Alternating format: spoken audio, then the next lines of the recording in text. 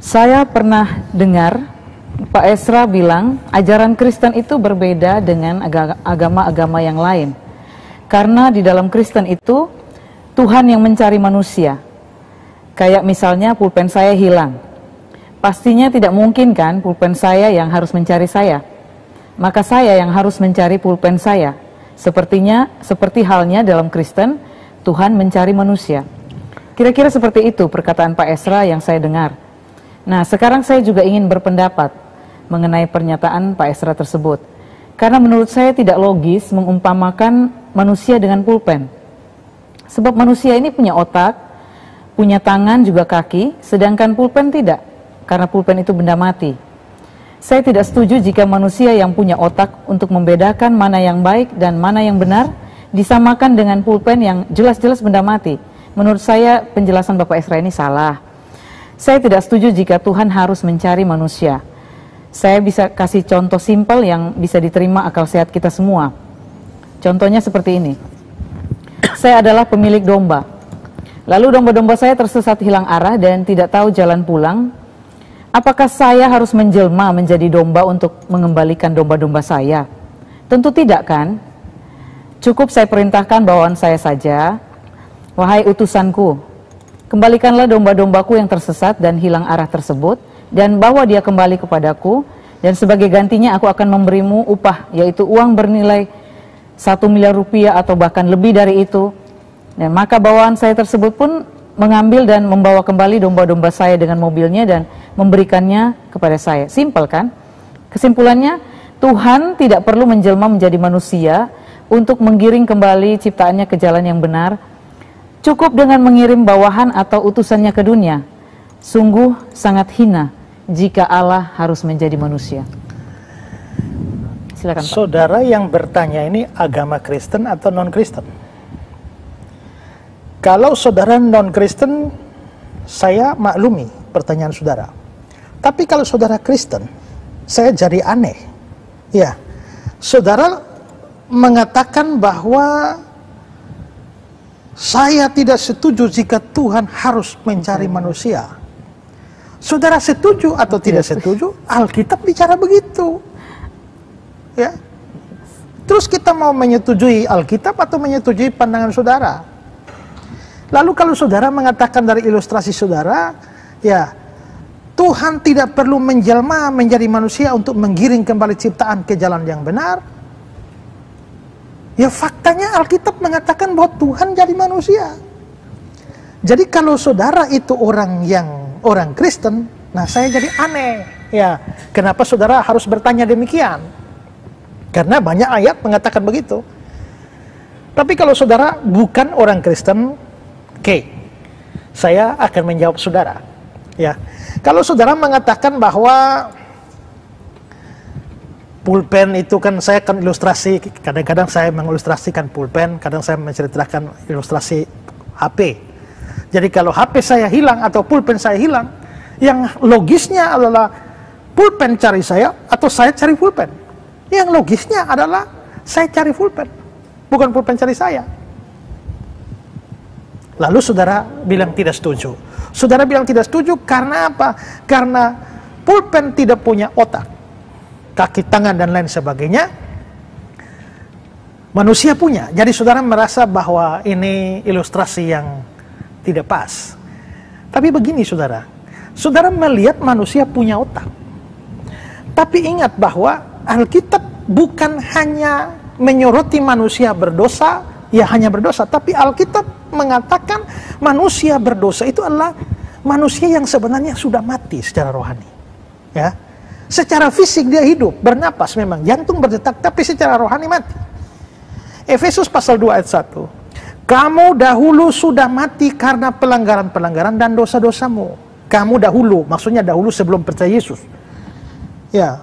Berarti orang belum percaya Yesus itu mati, dianggap mati secara rohani. Ya biarpun dia bernapas lagi jalan-jalan itu mayat rohani itu. Ya. Kolose 2 ayat 13. Kamu juga meskipun dahulu mati oleh pelanggaranmu, kamu dahulu mati oleh pelanggaranmu, mati di situ jelas mati rohani. Nah, jadi manusia berdosa itu mengalami mati rohani. Makanya nanti kalau Yesus datang, baru dikatakan Yesus memberi hidup. Maka di Yohanes 10 ayat 10, pencuri datang hanya untuk mencuri dan membunuh dan membinasakan. Aku datang supaya mereka mempunyai hidup. Hidup itu bukan hidup jasmani. Karena kalau hidup jasmani tanpa Yesus datang pun kita sudah hidup kok. Tapi Yesus datang supaya mereka mempunyai hidup. Itu hidup secara rohani. Lalu 1 Yohanes 3 ayat 14, kita tahu bahwa kita sudah berpindah dari dalam maut ke dalam hidup. Setelah kita percaya Yesus, ya kita pindah dari maut kepada hidup. Berarti sebelum percaya Yesus, berarti kita maut dong, mati. Jadi ini adalah, sekalipun manusia punya otak, punya kaki, punya tangan, secara jasmani, secara rohani dia adalah mayat. Karena dia mayat rohani, maka dia tidak bisa berespon terhadap perkara-perkara rohani. Ya, karena itu, ya seperti pulpen tadi, dia mempunyai otak untuk urusan-urusan jasmani. Tapi untuk urusan rohani mencari Allah, dia tidak punya akal budi. Maka dalam Roma pasal 3 ayat 11, tidak ada seorang pun yang berakal budi, tidak ada seorang pun yang mencari Allah. Itu teksnya bilang begitu loh. Makanya saya bilang kalau saudara orang Kristen, saudara tidak baca Alkitab. Ya. Nah, tapi kalau saudara bukan orang Kristen, jangan kira saudara bisa cari Allah. Saudara mati secara rohani, saudara mayat rohani, dan dalam urusan rohani, saudara tidak mungkin cari Allah.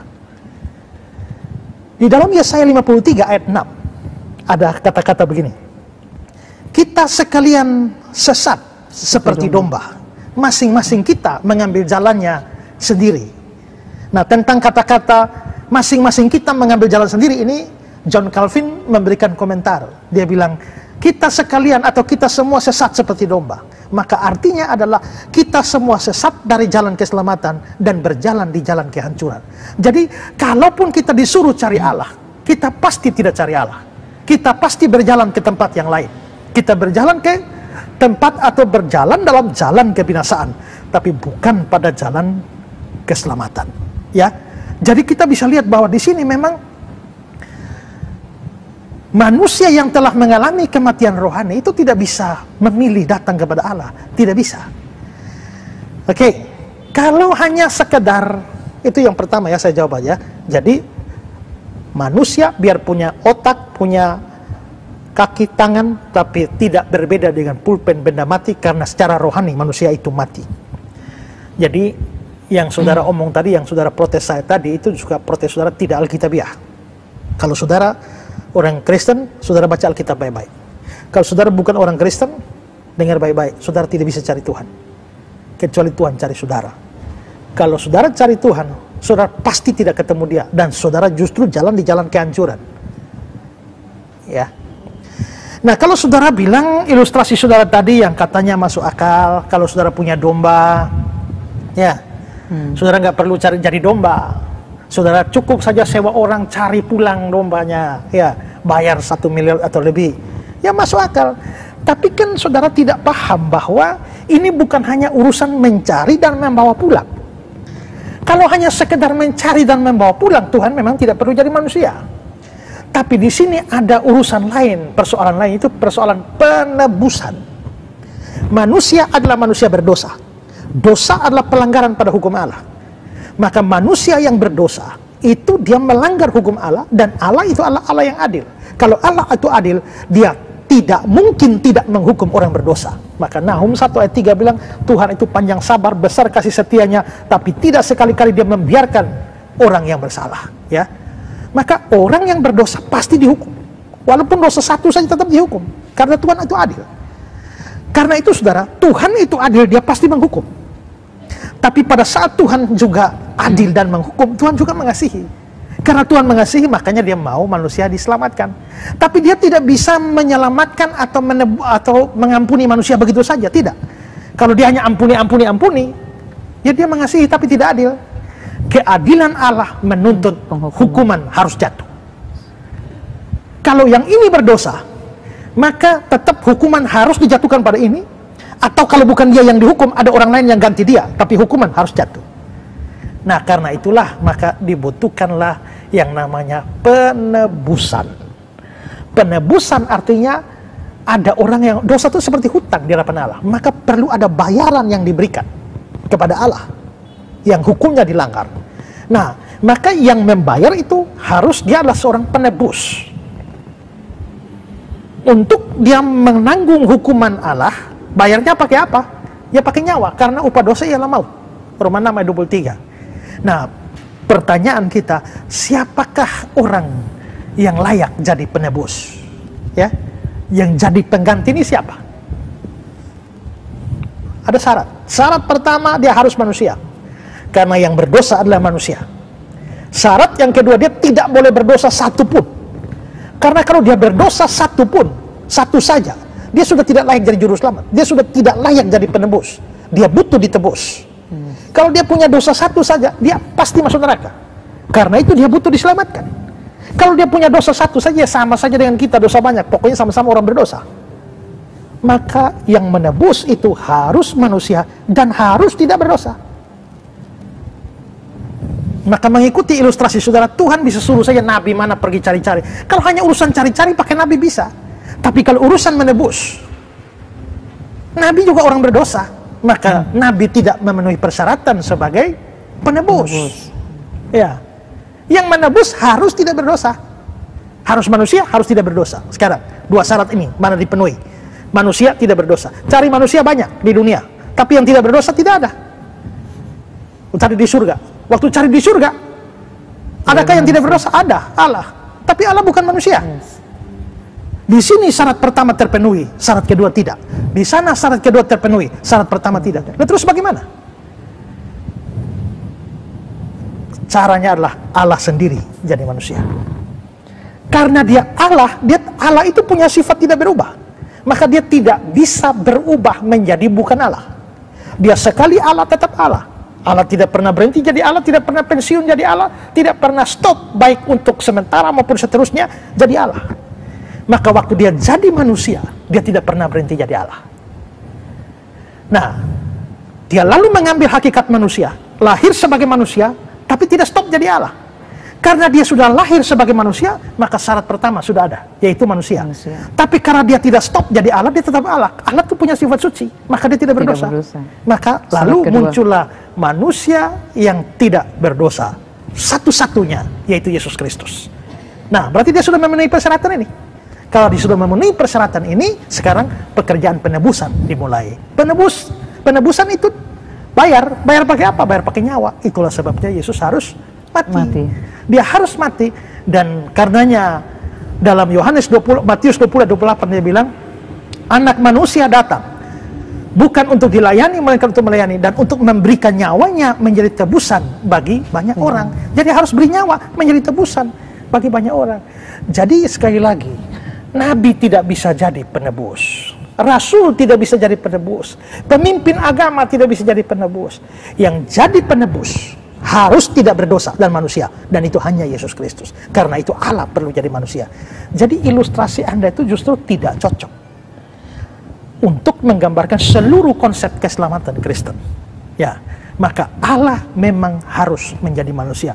Kalau saudara menganggap ya dalam kata-kata saudara tadi ya, sungguh hina jika Allah menjadi manusia. Ya justru karena itulah nilainya iman Kristen, karena kasih Allah begitu besar, dia rela menanggung kehinaan supaya dia menyelamatkan kita yang hina ini, sehingga kita yang hina ini bisa dimuliakannya. Kalau Allah yang mulia itu tidak mau menjadi hina, kau yang hina ini bukan hanya tetap hina, tapi binasa di dalam neraka. Ya, karena itu dari omongan saudara ini saya nilai saudara ini tidak ngerti kekristenan. Entah saudara orang Kristen atau bukan orang Kristen, tapi saudara perlu juru selamat. Segeralah percaya kepada Yesus. Terima dia sebagai juru selamat dan Tuhanmu, dan kamu diselamatkan. Atau jika tidak, kamu akan binasa sekali selamanya di dalam neraka. Ya.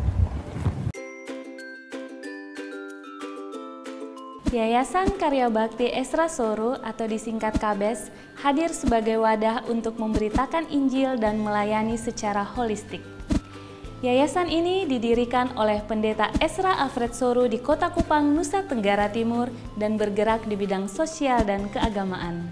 Yayasan ini memiliki visi menjadi lembaga yang mempunyai andil dalam membentuk kekristenan yang gigih dalam memberitakan Injil serta setia kepada ajaran yang alkitabiah dan melayani secara holistik. Dan misi dari yayasan ini yaitu melakukan pemberitaan Injil dan penyebaran ajaran yang alkitabiah secara langsung maupun melalui berbagai media, juga mempersiapkan dan mengutus misionaris-misionaris lokal ke berbagai wilayah, terutama ke pelosok-pelosok, serta mengadakan seminar-seminar atau pelatihan-pelatihan doktrinal, dan melakukan aksi-aksi sosial yang mengarah kepada pelayanan Kristiani yang bersifat holistik. Berikut serangkaian kegiatan yang telah dilaksanakan oleh Yayasan Karya Bakti Esra Soru. Bagi saudara dimanapun berada yang rindu untuk mendukung pelayanan kami, khususnya melalui dukungan dana, maka saudara dapat menyalurkannya ke nomor rekening yang tersedia. Untuk informasi selengkapnya dapat menghubungi Sekretariat Yayasan Karya Bakti Esra Soru melalui nomor berikut ini. Mari beritakan Injil dan melayani sesama dengan kasih bersama Yayasan Karya Bakti Esra Soru. Tuhan Yesus memberkati.